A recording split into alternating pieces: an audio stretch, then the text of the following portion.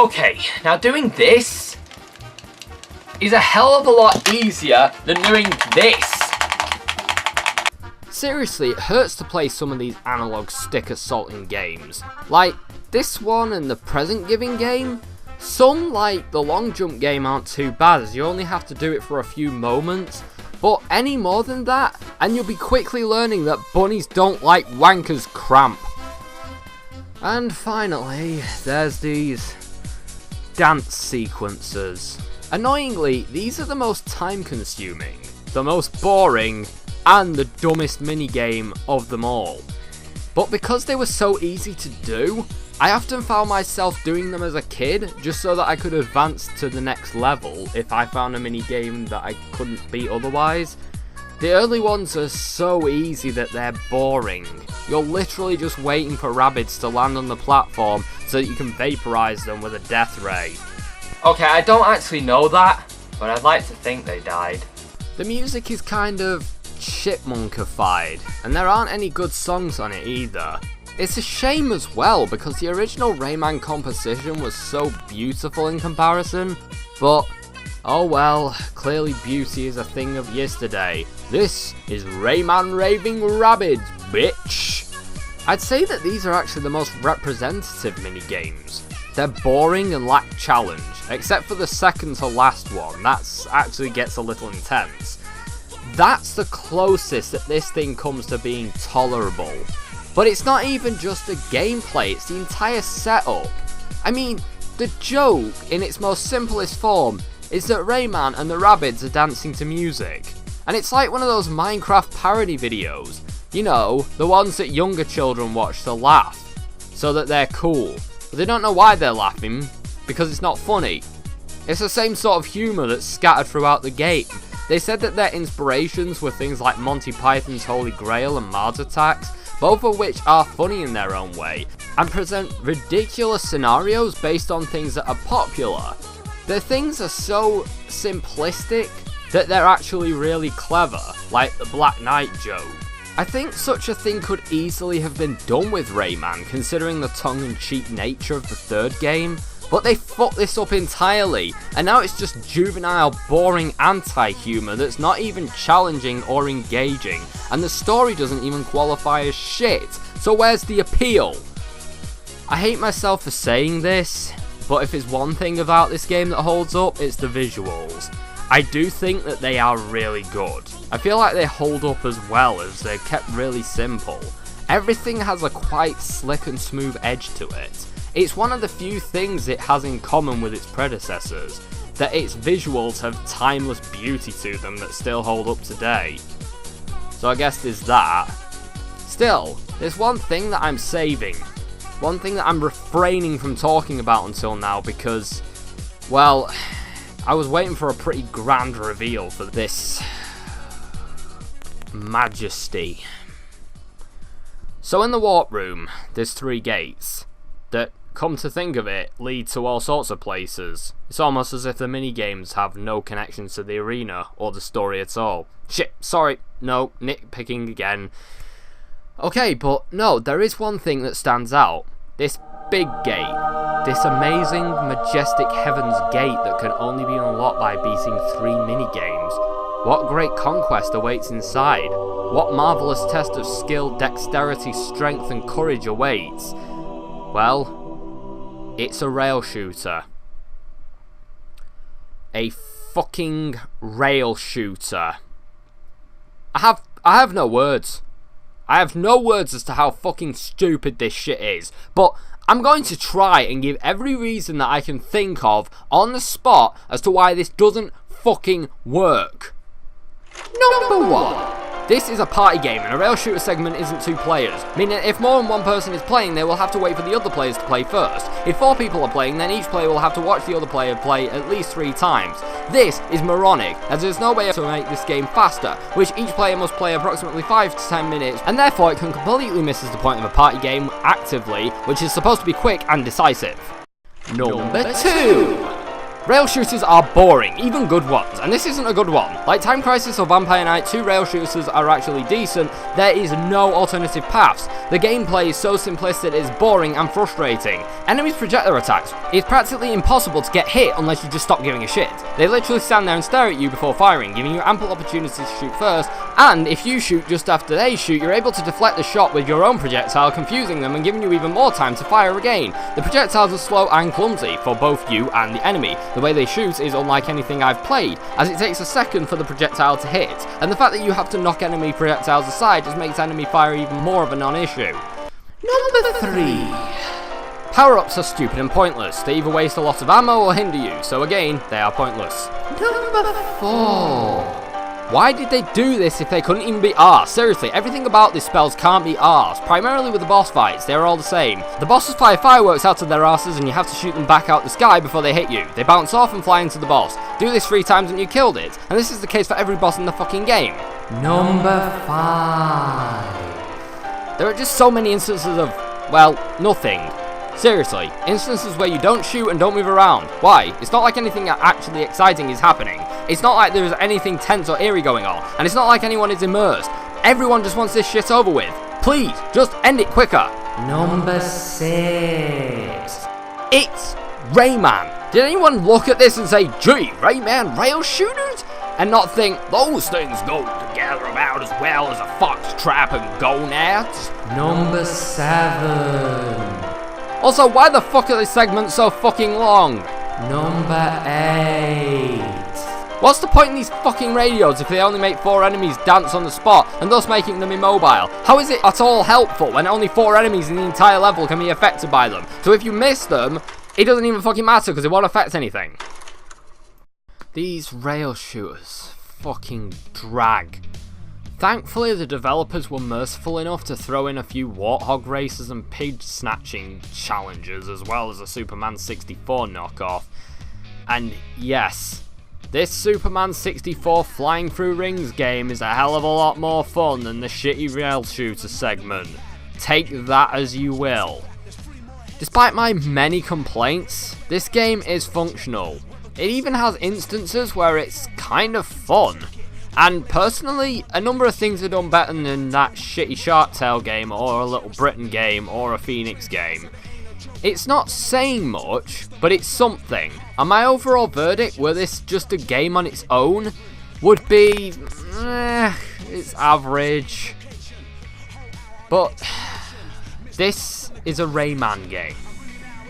Slapping the Rayman name on this means that this game isn't going to fly with just average. It has to be good, even great. Like, I've come to expect this from its predecessors. Hell, Ant Cole called this Rayman 4 in an interview. I don't care if he retracted that statement. He intended for this to be Rayman 4 during development, and therefore, it needs to be good. There's no excuses. Where this game falls through is as a Rayman game. It has none of the charm, and you can clearly see that this is a hijacking to peddle a more profitable franchise in the place of Rayman 4. The idea that this is Rayman 4 is sickening enough, but it's even worse knowing what Rayman was between this point and 2011. And that this is just how it is. As a child, I just couldn't comprehend it. It baffled me at first. I kind of forced myself to like it, but in truth, I just didn't know what the fuck was going on. Why had my favourite franchise been reduced to this shite? Why was Rayman, who was such a huge part of my childhood, now reduced to a grunting idiot who's playing bitch to a couple of easily marketable failed Minions attempts? A game catered for wee boys, no less. If this was a spin-off game to promote a new IP, I wouldn't have minded. But this is beyond terrible. This is meant to be the 4th installment in a huge franchise. A franchise that was around for 10 years before. And the funny part is that as a new IP, The Rabbids are just shit. Say what you like about the minions, but their appeal is rather obvious. They're silly and slightly charming, they're born out of a charming movie, and there are so many levels in which they work. They work as, well, minions and as individual characters, and they also have a number of comedic acts and have different behaviours depending on the specific minion or their situation.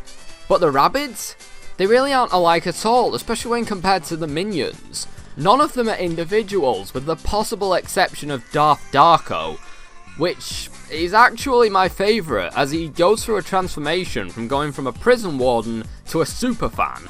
And I find this both charming and funny. Well, I see the humour in it at least. He's the closest thing that this game has to an actual character, which is pretty fucking sad, because in any other Rayman game, he'd pretty fucking throwaway. The point that I'm trying to make is that what's the joke with the Rabbids? Rabbid sees an object, looks confused, yells, and that's it. How did they think that was marketable?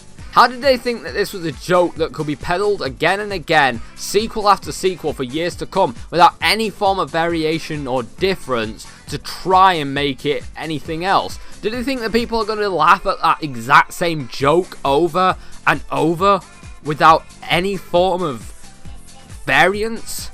They have absolutely no individuality, and as villains, they are piss poor. They're the worst villains that this franchise has. They don't make any sense when you think about them, as they're purely chaotic in nature, they're aggressive to everyone and everything, including each other, and are uncivilized. But somehow, they have a civilization? It makes no sense as to what they've built and what they've stolen. I take it that they built these machines that look like rabbits, even though none of them have the patience to, minus this Professor Curious bumblefuck, who appears in a few mini-games, but he couldn't have made them on his own, especially not without help. Even the individual ones have clones, and they all act the same way. Even in Left 4 Dead, where everything is an aggressive zombie, certain zombies like the Hunter stood out, but here, these animals just don't stand out at all. They aren't charming, funny, creative, or even antagonizing. I don't find them annoying even. They're just a thing that exists, and that's about it. If it weren't for the fact that this game killed my favourite childhood franchise, then I would have forgotten about it a long time ago. Personally, I feel like leaving Jabbit the Rabbid in the game would have helped fix a number of the societal issues. I could see him being like Andre, the leader of the Black Lums. He could be a charismatic or intelligent leader who brought them all together and kept them in line. This game was sort of slapped together in well under a year based on assets from older games that they just had lying around, and it really does show. Nothing has been thought out, not even on the most basic of levels, and because of this, it just doesn't hold up at all. The game was a rather large success, mostly because they conned every Rayman fan out there to buy it by putting his name and picture on the front cover, and it attracted a bunch of wee boys to it as well, mainly because it came with a number of consoles as a take this as your first experience with this new gen console and tell me that you didn't make a mistake. The sequels, being Wii exclusives and Rayman Raving Rabbids games, weren't likely to have been touched by the fans, at least not fans like the ones from the Rayman pirate community. I'm not going to say that nobody likes both franchises, but I highly doubt that anyone who grew up with Rayman went on to liking these games. The franchise's popularity has quickly caved, forcing Michael Ansel to make Rayman Origins and Legends. I have actually played these games, and though they're decent enough, I feel like they're simply just too little, too fucking late. The best way that I can describe my feelings towards them is, like, imagine having a husband who's wonderful, but then he starts dabbling in dangerous substances like motion controls, and you end up leaving him because you just can't stand by and abide by his self-destructive behaviour. But then, 5 years later, he comes back with a bouquet of good 2D platformer and says, "I've changed, darling, take me back." Well, apart from the fact that I like 3D platformer, I've kind of met someone else. His name's Fallout, and he's so dreamy, and he still cares about making good games. Oh, and his change may not have satisfied all of his fans, but at least he gave a shit about keeping his own franchise alive instead of killing it outright to breed something else. This game's contempt for Rayman knows no bounds. Just look at this. If you want to review today's games, you have to walk over to the toilet and click on it, and when you do, you jump on it and take a shit. Are you... No. No, they won't do this to me. Right? Hey, did you hear in the next Arkham game, Batman will be able to save the game by taking a shit? Yeah, I'm sure that would go down really well. Okay. Let me just take a deep breath and compose myself for this shit, because this seriously is the last fuck you. So Rayman breaks free and this happens.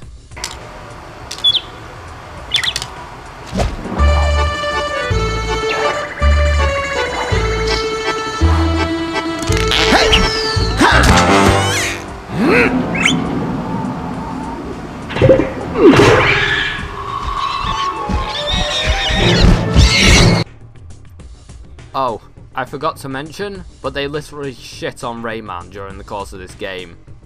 What a perfect image for what this game represents. Ignoring the fact that it's physically impossible to shove a plunger up a bird's arse, and we know this because the game itself can't even do it, here's the rest of the ending. So Rayman's plodding along, but duh, I forgotteth my friends. Actually, this is sort of unsettling. This would work if the player forgot, not the character, sort of punishing you for your own stupidity, but you're more or less being exposed to harrowing images of infant torture for something you didn't even do. Like, there's literally nothing you can do that can influence how this shit turns out. So after thinking about it, Rayman's immediate reaction is to jump into one of the Rabbids' holes and get himself stuck. And this was the last time I saw Rayman as a child. Stuck in the floor, looking like a jackass.